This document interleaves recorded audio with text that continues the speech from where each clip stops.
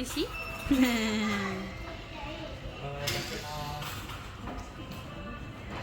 Ah, soda? Hmm.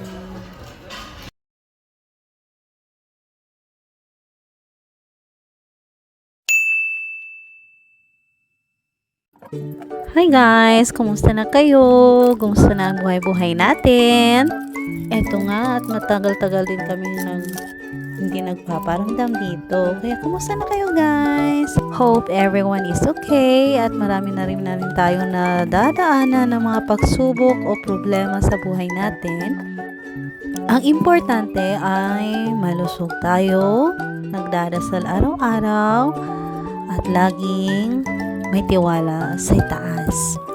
O ayan, before tayo magdadaramahan, i-share ko sa inyo kung paano ko ginagawa to DIY o decluttering box ng anak ko.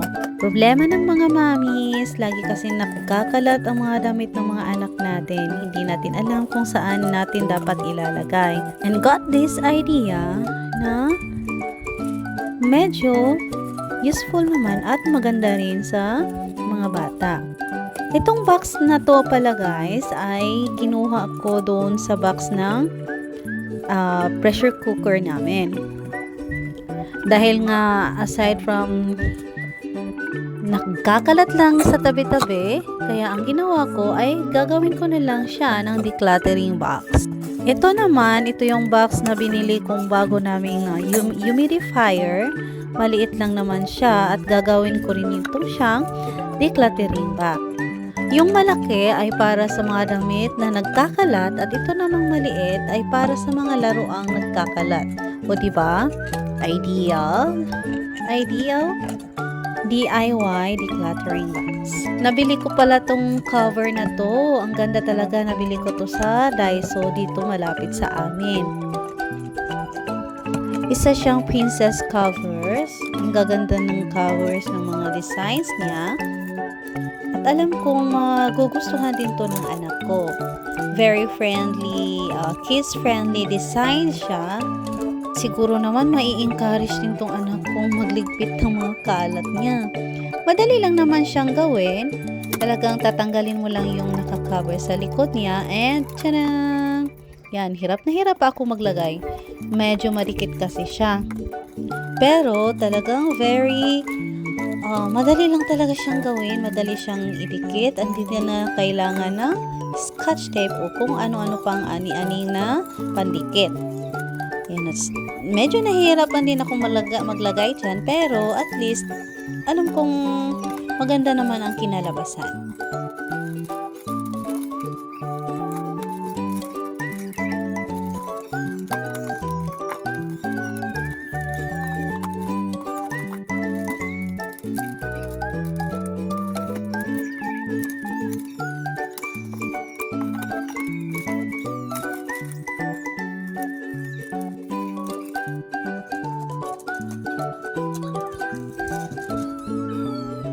Ayan, at tiyarang! Ito na nga yung decluttering box ko para sa mga toys ng anak ko. Sinadya kong lagyan ng allowance sa itaas para maidikit ko rin yung mga edges ng box na to. So, ang ganda-ganda ng mga designs niya dahil nga may mga princess, Ariel, Rapunzel, Belle. O, kayo na lang mag-mention ng iba kasi hindi ko na talaga naalala. Itong stand na to ng damit ay nabili ko lang din sa isang shopping website. O diba, nabudol na naman tayo. Pero okay lang kasi ang ganda naman talaga niya at tingnan nyo naman, naayos ko na rin ang mga damit na pang winter ng anak ko. O diba, ang ganda niya at convenient pa. Dahil madali lang makuha ng anak ko. Ayan yung box na ginawa ko kanina. Pwede na siyang ilagay dyan sa tabi. And hindi na siya masyadong makalat tingnan. Nilalagay ko na lang yung mga labahing damit namin dyan. Dahil alam kong nagkakalat din yan. At lagyan ko na lang ng cover. Tcharam! O, diba?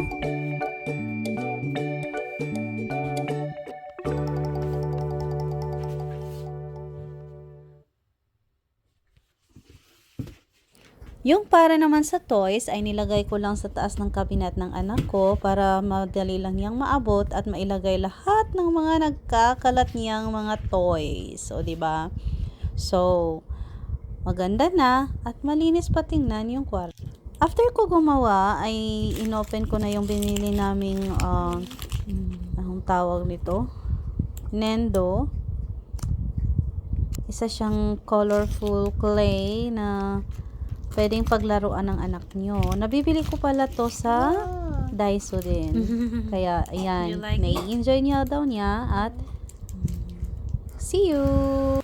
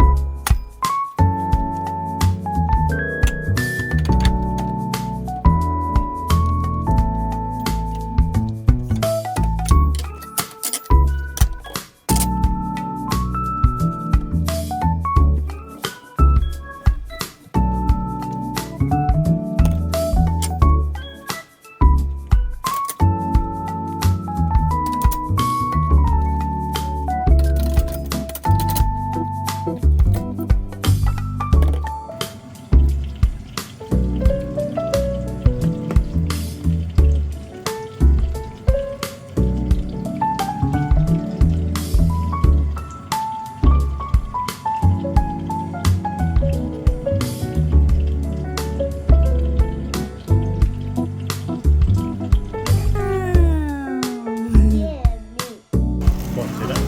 Madumi